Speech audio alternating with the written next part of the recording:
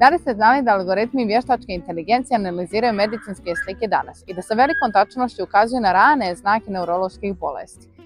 Danas razgovaramo sa doktorom Milovanom Roganovićem, specijalistom neurologije i asistentom na medicinskom fakultetu o tome kako savremene tehnologije pomažu neurologiji i pacijentima i u kojoj mjeri digitalne rješenja zaista podržavaju praksu i zašto pacijenti trebaju da gledaju na njih kao saveznika, a ne kao prijatelja.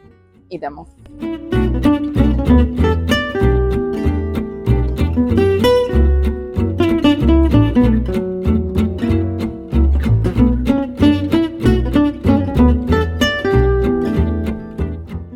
Savremene tehnologije su dugo vremena u neurologiji i generalno u zdravstvu i one imaju brojne prednosti kako za nas ljekare, tako i za pacijente. Savremene tehnologije su naš saveznik u prevenciji, dijagnostici i liječenju različitih neuroloških bolesti, odnosno bolesti centralnog i perifernog nervnog sistema.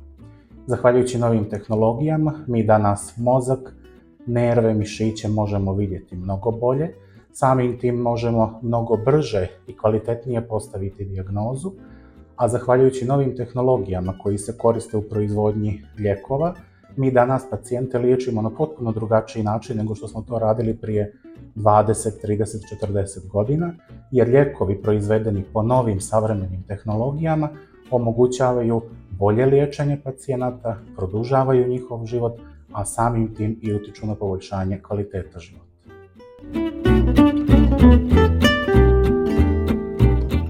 Nova digitalna rješenja nisu prolazni trend u zdravstvu. Zapravo kad pogledamo istorijski, ona su prisutna već duži niz godina, da ne kažemo decenija. Samo što nova digitalna rješenja nekako su se grupisala i značajno povećao njihov broj u posljednjih nekoliko godina, pa stičemo utisak da sada imamo ekspanziju digitalnih rješenja. Digitalna rješenja nam danas omogućavaju da pacijente pratimo i van ambulante, da sagledavamo njihovo zdravstveno stanje i mimo onih 10 ili 15 minuta koliko imamo na raspolaganju tokom pregleda samog pacijenta. Zahvaljujući pametnim satovima, telefonima i aplikacijama koje imamo, mi danas možemo znati kakvi su otkucaji srca, kako pacijent spava, koliko pješači, a što su sve stvari koje nam pomažu da donesemo odluku kako što bolje liječiti pacijenta.